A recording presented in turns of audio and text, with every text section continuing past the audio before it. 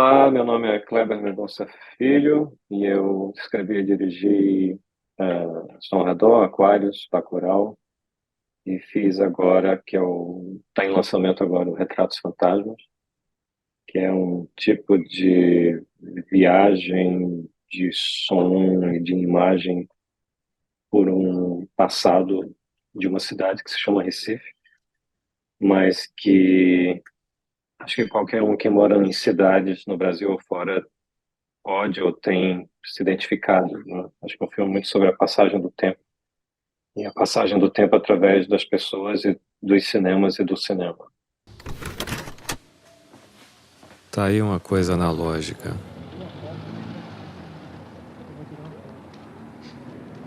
Manual. A marquise de cinema. Na digitalização dessas imagens, aconteceu uma coisa estranha. A imagem da marquise, guardada durante tanto tempo, começou a sofrer uma mutação digital.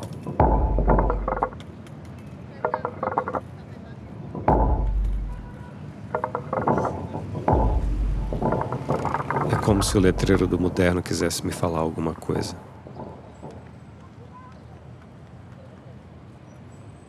A árvore cobre parte da marquise e parece que o filme vira outro filme. Às vezes, a marquise parecia uma mensagem secreta para alguém. Quem é esse Frank? Quem é esse Johnny? E é legal você falar dessa questão de passagem, né?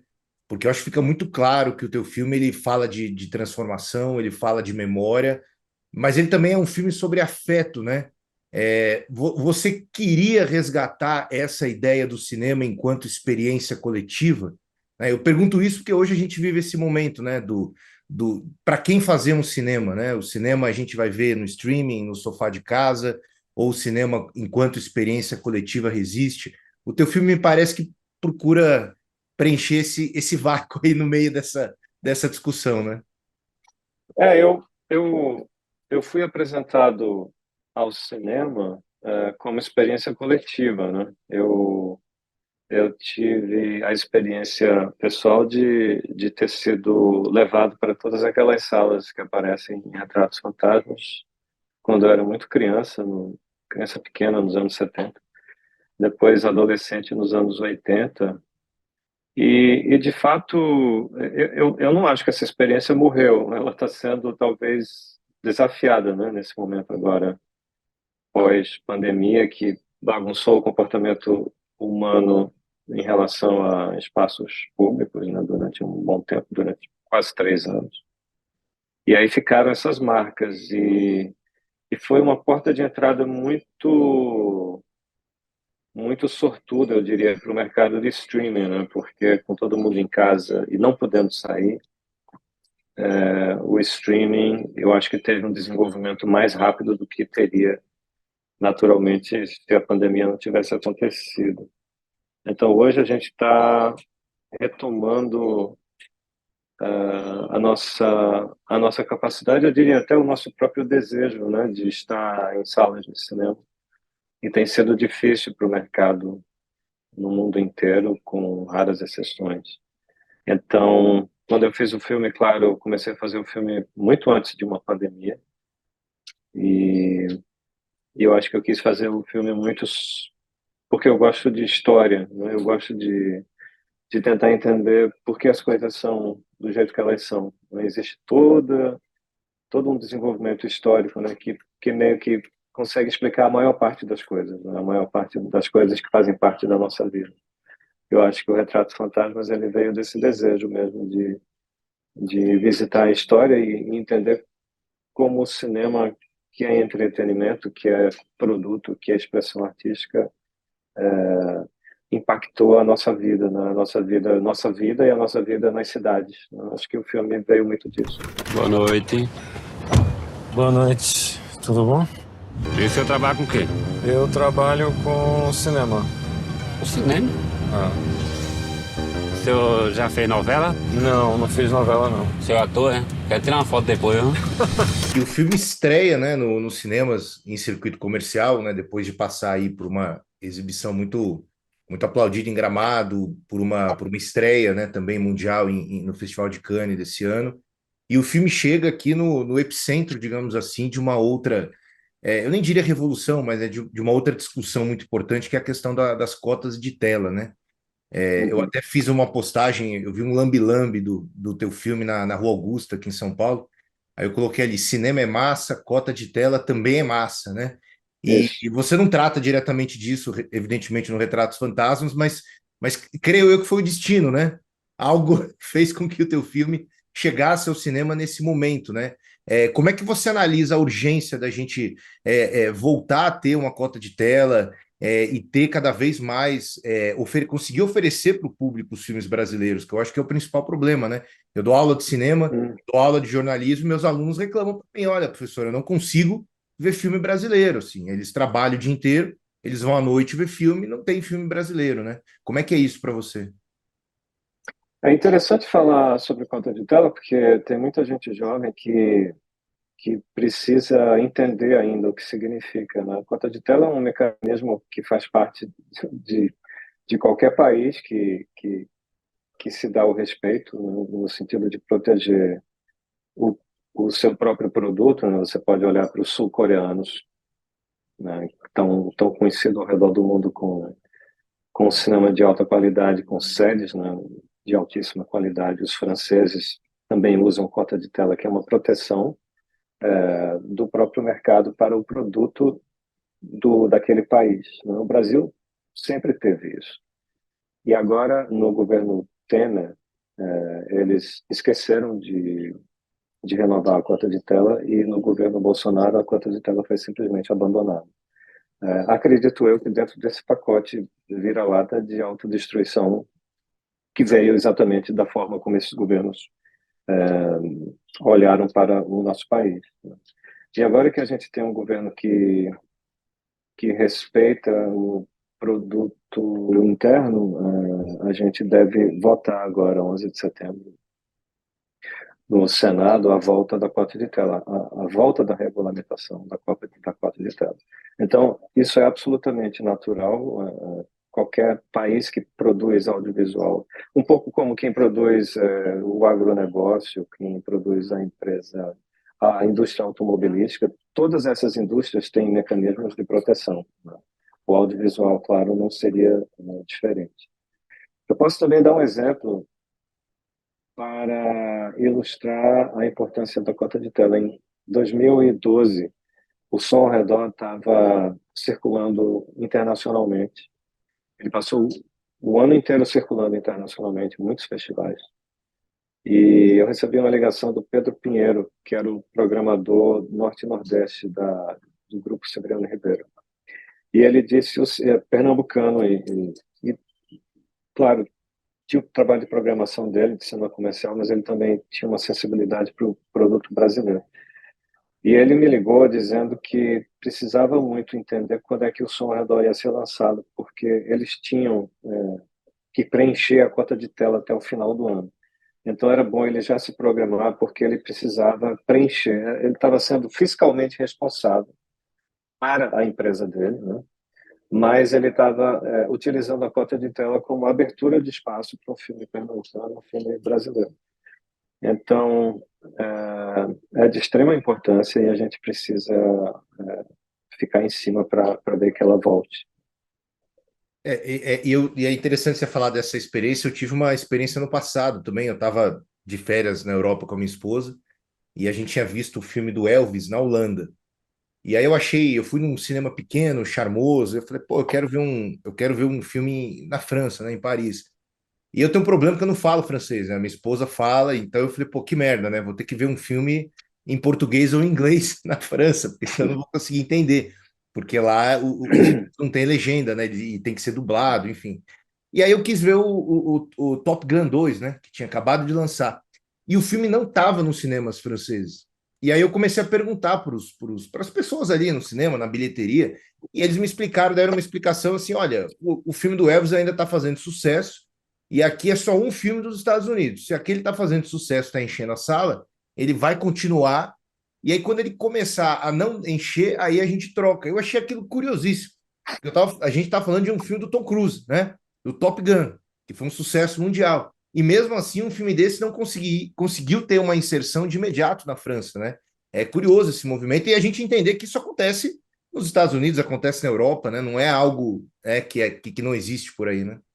Não, seu exemplo é interessante porque é bom que fique claro que na França passam filmes do mundo inteiro, passam filmes de Hollywood como em qualquer lugar do mundo. Mas é muito importante esclarecer que um multiplex de 10 salas nunca, jamais na França terá as 10 salas com um único filme. Isso não é possível, existe fiscalização para isso. Então, eu acho que se o Avengers 14, em busca do Tesseract, entra em cartaz, ele deve entrar em cartaz, mas ele não pode entrar em cartaz em todas as salas, porque isso não existe, isso não é inteligente, né? Você precisa ter algum tipo de diversidade, você precisa ter algum tipo de equilíbrio. Se são 10 salas, ok, dá 4 para o Avengers 14, mas você tem como equilibrar com outras coisas, né? E isso é muito importante para você criar um olhar de diversidade, né? Uma outra coisa que é muito importante falar, e que eu tenho falado muito agora no lançamento de Retratos Fantasmas, é uma construção de olhar mesmo, né?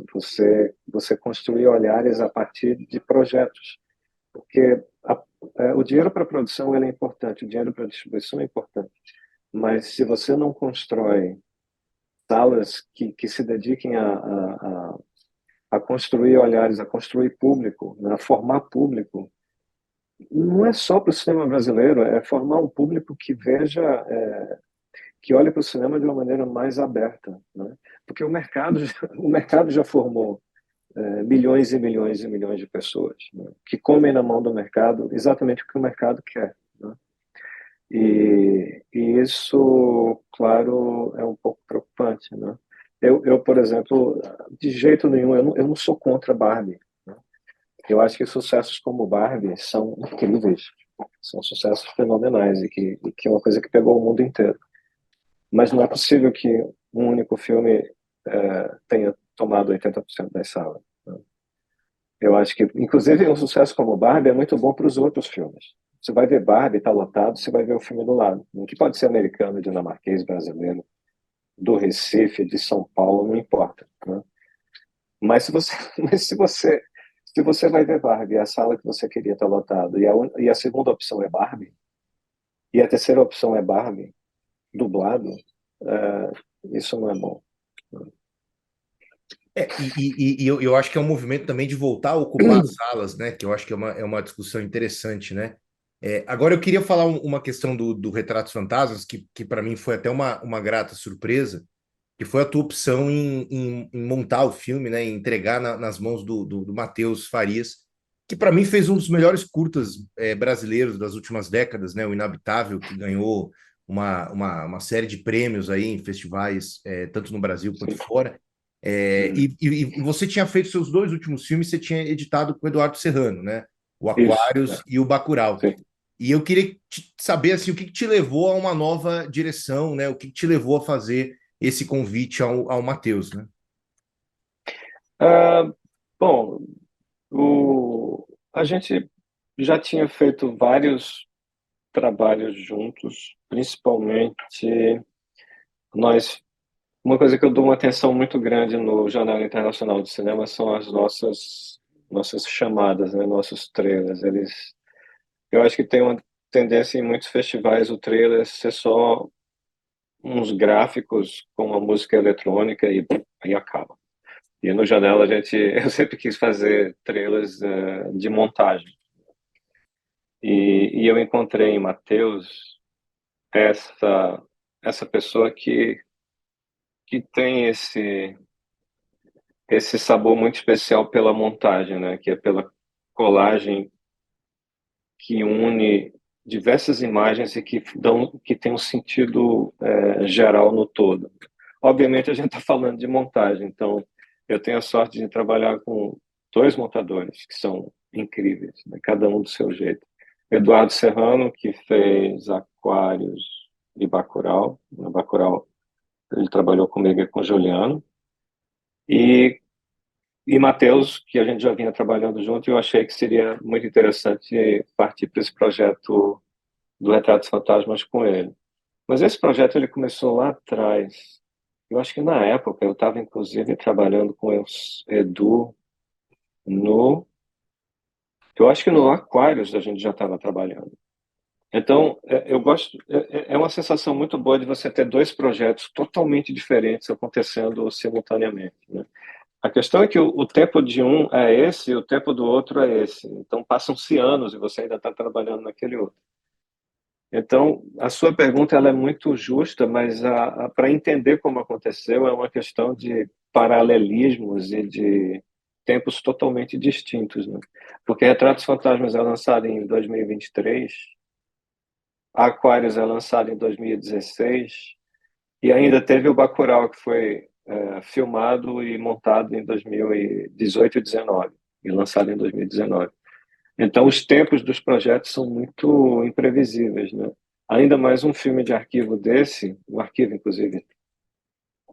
O meu arquivo pessoal que eu usei no filme está nessa área aqui. O filme de arquivo, ele é um bicho totalmente estranho, porque ele se revela no que você vai encontrando, né? Eu ainda estou com pedaços do filme aqui, tipo, coisa de escanear e negativo. Então ele vai se formando durante um tempo e aí eu vou levando para montagem, mostro para Matheus e a gente tenta colocar aquilo na montagem. Foi um trabalho incrível, muito prazeroso e muito longo.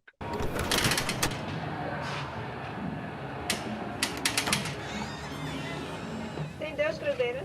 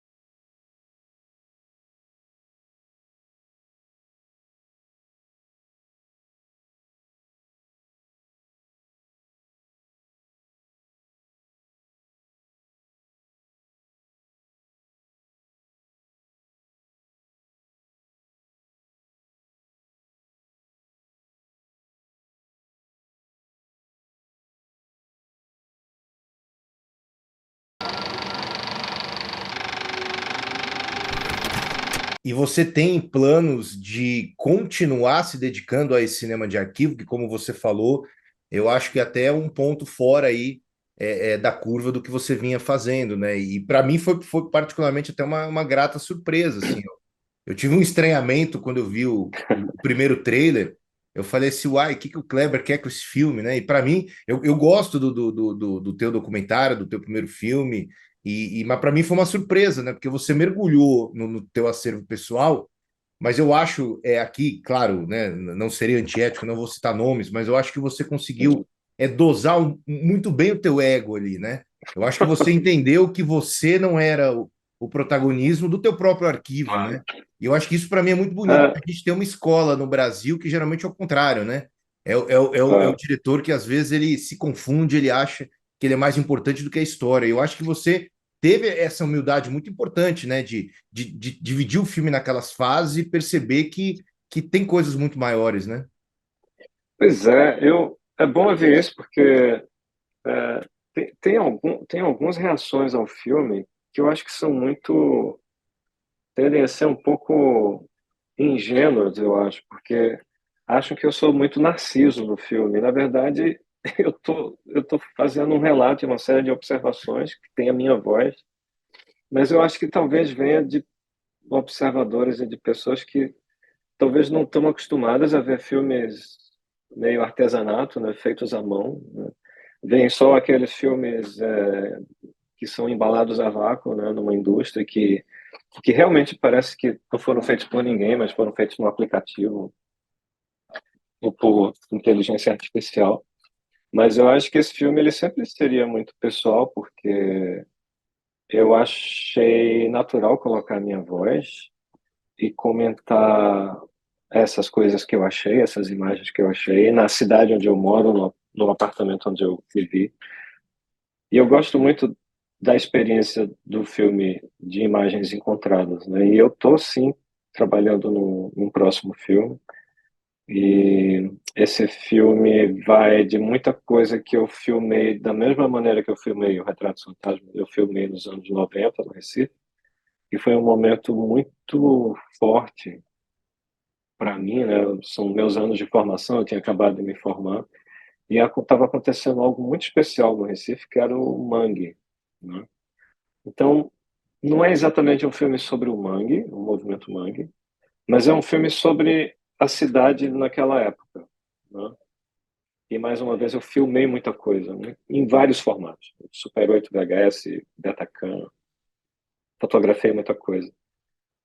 E mais uma vez eu falo isso para você, eu falei muito pouco, eu falei quase nada sobre esse projeto nesse período de divulgação do filme, mas eu falo para você, uma parte de mim fala com muita empolgação e tem uma outra parte de mim que fala meio, mas eu não sei se isso vai dar um filme, né? Porque eu acho que vai pelo material que eu já achei acidentalmente trabalhando no retrato, né? Mas você fica sempre em dúvida se o filme de arquivo vai render o que você quer que renda, né? E eu tive essa dúvida muitas vezes no Retratos Fantasma. Muitas vezes as pessoas perguntam, e aí, e esse filme? Vamos ver, vamos ver, vamos ver como é que. Eu acho que vai dar certo, mas vamos ver, né? Porque você não tem como fabricar o arquivo, né? Na verdade, não é que eu fabriquei arquivo, mas muita coisa que eu não achei, eu fui lá e filmei, né? O material que eu filmei, ele é muito o material dirigido por Kleber, que meio que completa algumas lacunas. Mas quando você quer trabalhar só com arquivo, você precisa realmente conhecer o arquivo inteiro. E para o novo projeto, eu tenho uma boa ideia, mas eu não conheço o arquivo inteiro. Inclusive, falando do retrato, acho que as suas postagens que você tem feito, elas por si só dariam um belo curta, né? Porque tem até uma reclamação no Procon lá de um cara que ficou bravo que não viu fantasma no filme, né?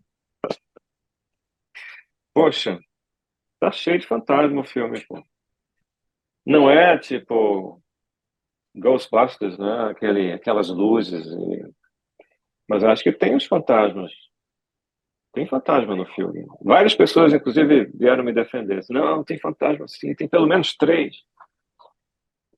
Mas, mas eu achei muito engraçado. Aliás, esse período de lançamento, as coisas mais malucas, né? Saem no Twitter, no Instagram, no Letterboxd. Eu gosto. E você tem Acho já legal. sentido um retorno em termos de público, né? A gente está gravando essa entrevista aí, mais ou menos, se eu não errei na conta aqui, 6 dias, né? 6 dias após o lançamento oficial. Teve algumas sessões de pré-estreia antes, mas você já teve algum retorno de público? A gente está entrando na casa dos 20 mil espectadores.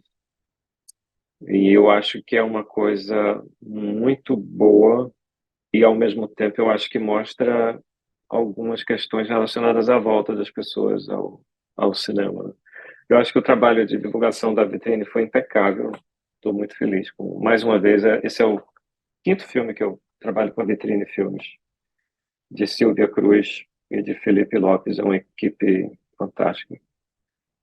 E as pré-estreias foram todas incríveis e eu acho que o público está fazendo uma descoberta desse filme, né? Uma coisa que você falou Você perguntou sobre o próximo projeto, né, do filme de arquivo. E é interessante porque eu acho que eu estou aprendendo aos poucos, né? Eu tô numa outra, no sentido de quando eu faço um filme, eu não quero dizer o que o filme é nunca, né? E as pessoas têm uma facilidade muito grande de falar documentário, né?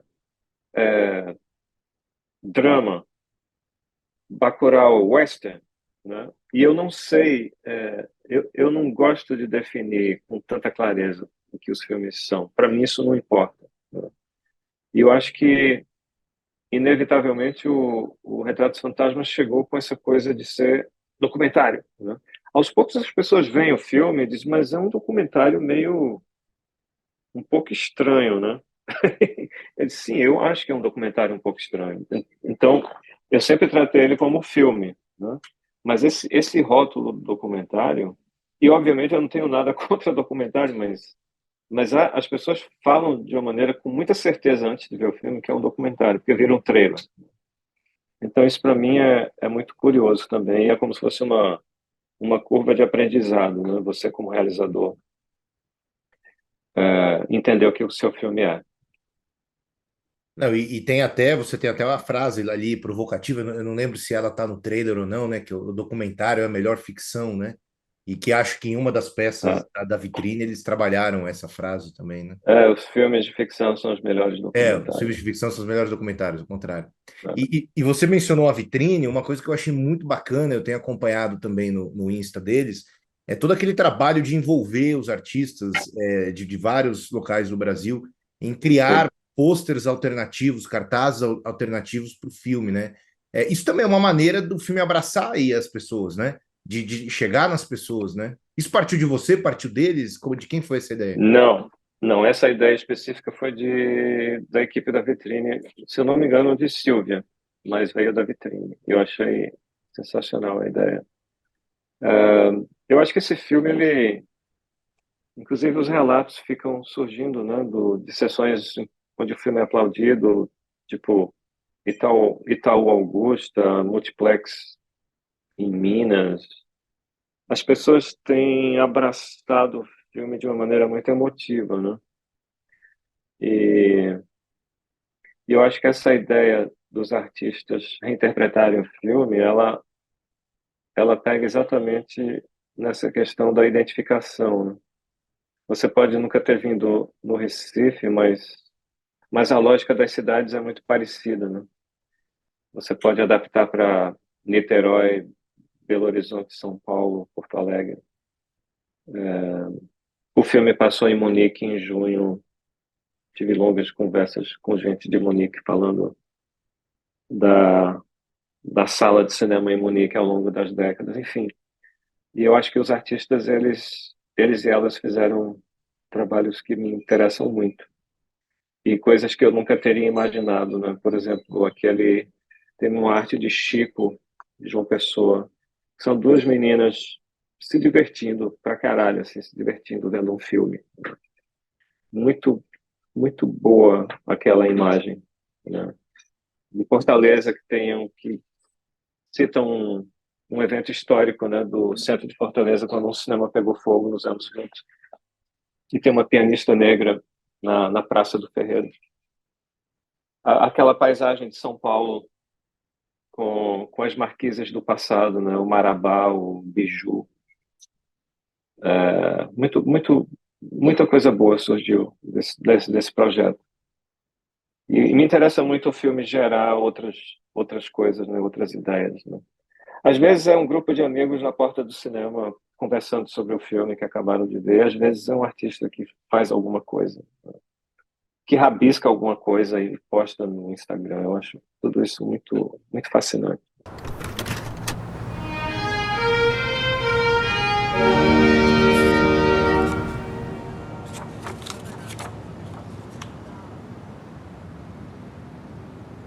Eu tenho um mapa sentimental do centro da cidade.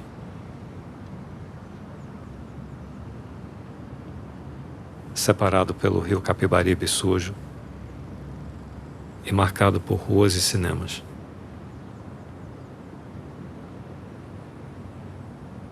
O Arte Palácio e o Trianon ficavam na Rua do Sol, de frente para o grande rival no outro lado do rio, o São Luís, na Rua da Aurora. Frente a frente, os três se olhando, cara a cara, no sol e na aurora. A maior parte dessas salas não existe mais, claro.